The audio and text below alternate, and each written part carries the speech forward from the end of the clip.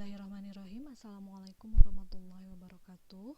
Bertemu kembali di mata kuliah statistika ataupun statistika bisnis 1 pada pertemuan ke-12 dengan materi distribusi peluang teoritis.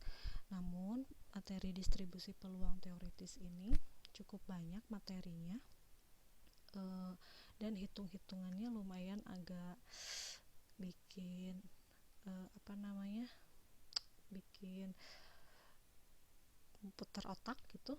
Oleh karenanya untuk materi ini akan dibagi dua dengan pertemuan yang akan datang. Oke, kita lanjutkan saja. Distribusi peluang teoritis adalah suatu daftar yang disusun berdasarkan probabilitas dari peristiwa-peristiwa yang bersangkutan. Kemudian ada macam-macam distribusi peluang teoritis. Ada yang untuk variabel diskrit, ada juga yang untuk variabel kontinu. Variabel diskrit dan kontinu ini sudah kita bahas di pertemuan pertama tentang jenis data. Ada data diskrit, ada data kontinu, yang mana data diskrit itu diperoleh dengan cara menghitung atau membilang. Kemudian sedangkan data kontinu diperoleh dari hasil pengukuran.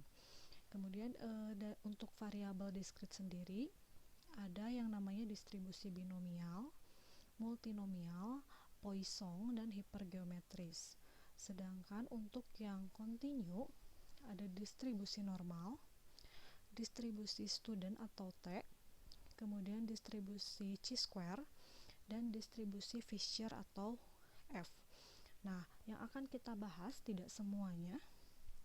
Kita hanya akan membahas yang binomial, multinomial, kemudian distribusi normal. Untuk yang distribusi student atau T, chi-square, dan F nanti akan kita bahas di statistika bisnis 2 atau di statistika multivariat untuk yang akuntansi. Baik, kita mulai saja. Kita lanjutkan. Distribusi binomial merupakan distribusi peluang diskrit dari percobaan yang dilakukan sebanyak n kali dengan masing-masing percobaan mempunyai peluang P dan masing-masing percobaan tidak saling mempengaruhi atau independen. Ciri-cirinya untuk yang binomial ini, eksperimen ini terdiri dari n usaha yang berulang.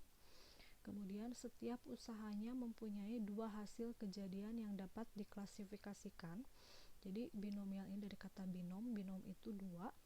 Jadi untuk binomial ini dia cuma punya hasilnya dua hasil saja. Contohnya gagal dan sukses. Jadi tidak ada di antara gagal dan sukses ini kata lainnya gitu. Misalkan kalau gagal ya gagal, kalau sukses ya sukses gitu. Tidak ada tengah-tengahnya apa namanya gitu. Kemudian sehat, sakit, sembuh, sakit gitu. Kalau misalkan kalah, menang kan tengah-tengahnya ada ya namanya berarti seri gitu. Kalau ini mah nggak ada yang tengah-tengahnya itu. Jadi kalau ya gagal ya gagal, kalau ya sukses ya sukses, kalau sehat ya sehat, kalau sakit ya sakit. Nggak gimana keadaannya antara sehat dan sakit, nggak begitu gitu. Jadi cuma dua pilihan saja. Kemudian tiap usahanya bersifat independen, tidak bergantung pada pengujian sebelumnya. Kemudian banyaknya percobaan, N itu banyaknya percobaan ya, biasanya kurang dari 30. Kemudian P-nya atau peluangnya tidak mendekati 0. Nah, distribusi binomial sendiri ini punya rumus nih. Jika probabilitas sukses, jika peluang sukses atau peluang sehat atau peluang sembuh dinyatakan dengan P kecil, dan kegagalannya atau yang sakitnya, peluang sakitnya, peluang gagalnya dinotasikan dengan Q sama dengan 1 kurang P, maka distribusi peluang dari peubah acak binomial X, yaitu jumlah sukses, jadi yang dihitungnya adalah yang sukses ya, dari N usaha yang independen sebanyak X sama dengan X kali di antara N dihitung dengan rumus. Nah, ini rumusnya. Peluang X sama dengan X. Nah, peluang sukses atau sembuh, sama dengan ini n x ini dia kombinasi x dari n. Untuk kombinasi sendiri sudah kita bahas di pertemuan sebelumnya. Kemudian dikalikan dengan P pangkat X. P ini adalah peluang sukses, X ini adalah jumlah suksesnya, dikalikan Q. Q ini adalah peluang gagalnya, dipangkatkan N kurang X. Dengan N ini adalah banyaknya kejadian, dikurangi banyaknya sukses.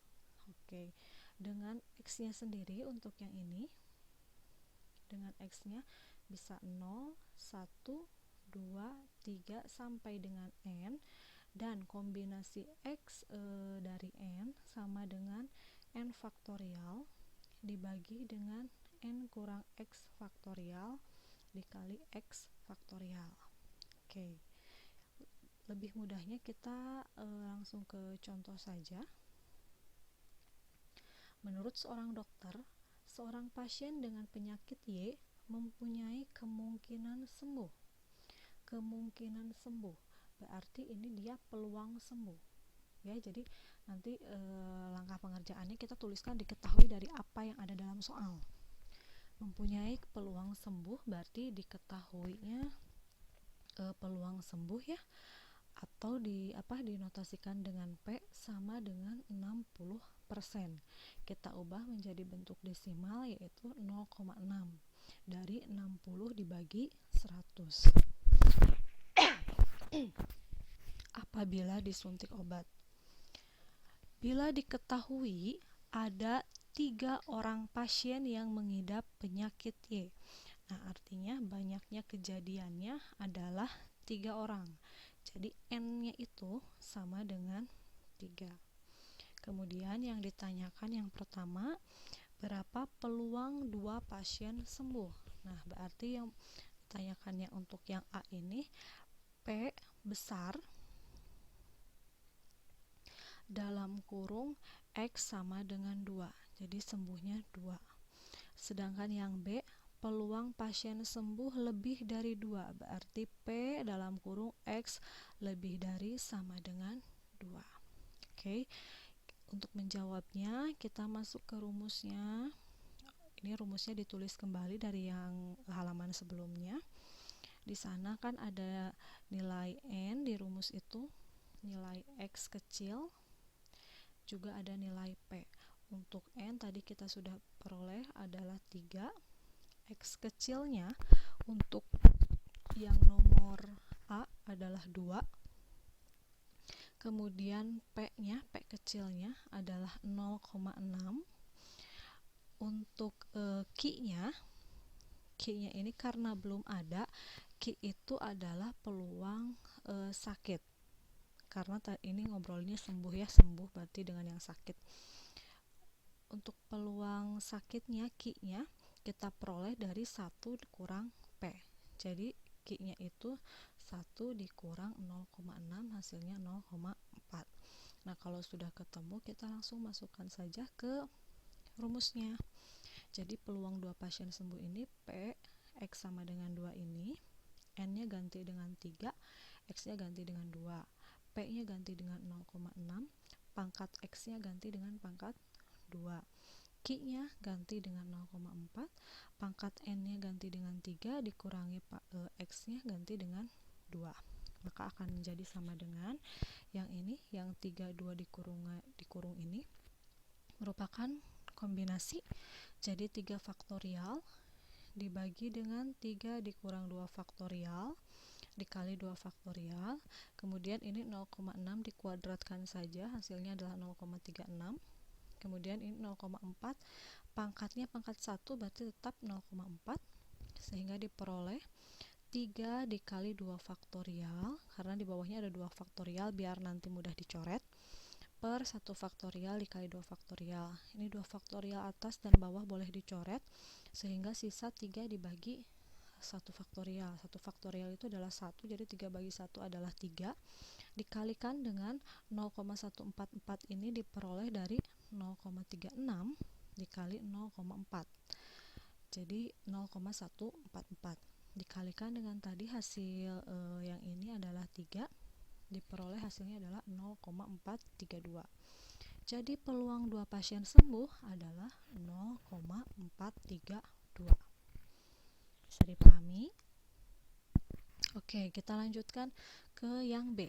Yang B ditanyakannya berapa peluang pasien sembuh lebih dari 2. Oke. Peluang pasien sembuh lebih dari 2 atau P, X lebih dari sama dengan 2, artinya nilai X-nya itu sama dengan 2 dan 3. Kenapa? Karena kita punya 3 pasien. Ya. Jadi kalau misalkan yang ditanyakannya peluang pasien sembuh lebih dari 2, berarti pasiennya itu ada 2 dan juga ada 3 gitu. Kalau misalkan kita punya pasiennya 5, kemudian ditanyakannya berapakah peluang pasien sembuh lebih dari 2, berarti X-nya itu 2, 3, 4, dan 5. Jadi harus dicari nilai P X sama dengan 2, juga nilai P X sama dengan 3, kemudian nantinya dijumlahkan begitu. Contohnya, untuk yang peluang 2 pasien sembuh tadi ini sama dengan yang nilai A tadi kan, makanya hasilnya adalah 0,432. Sekarang kita tinggal mencari peluang apabila 3 pasien sembuh. Jadi nilai X-nya diganti dengan 3, betul.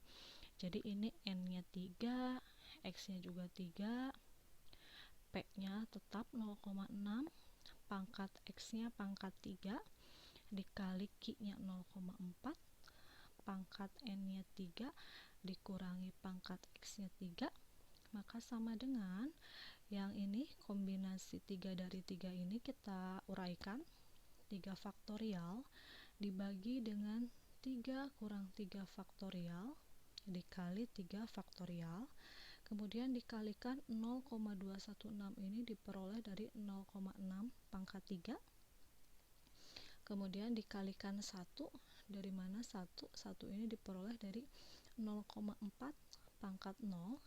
Jadi kalau misalkan bilangan dipangkatkan 0, maka hasilnya adalah 1.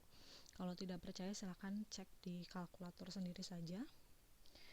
Sama dengan kita uraikan 3 faktorial per 3 kurang 3 berarti 0 faktorial dikali 3 faktorial dikalikan 0,216. 0,216 diperoleh dari 0,216 kali 1. 3 faktorialnya sendiri bisa kita coret jadi hasilnya 1, kemudian 0 faktorial ini adalah 1, jadi 1 dibagi 1 adalah 1, kalikan 0,216 hasilnya 0,216, sehingga peluang pasien sembuh lebih dari 2 atau X lebih dari sama dengan 2 sama dengan peluang X tambah 2, peluang X sama dengan 2 ditambahkan peluang X sama dengan 3, yaitu 0,432 ditambah 0,216, hasilnya 0,648. Jadi peluang pasien sembuh lebih dari 2 adalah 0,648. Mudah-mudahan bisa dipahami ya. Oke, selanjutnya kita pindah ke distribusi multinomial. Kalau tadi binomial itu hanya 2 pilihannya saja. Nah, kalau multinomial merupakan perluasan dari distribusi binomial. Jadi multi itu berarti lebih banyak. Jadi hasilnya itu hasil usahanya itu lebih dari 2. Nah, ini ciri-cirinya, peristiwanya independen sama dengan binomial tadi ya. Kemudian tiap percobaan tunggalnya menghasilkan lebih dari 2 keluaran yang semuanya harus sukses. Kemudian banyaknya percobaan tertentunya masih sama N. Nah, ini untuk rumusnya. Jika suatu percobaan dapat menghasilkan K macam hasil, E1, E2, E3 sampai dengan EK dengan peluang P1, P2, P3 sampai dengan PK, maka distribusi peluang dari peubah acak, ini rumusnya. Kita lanjut ke video selanjutnya ya, sebentar.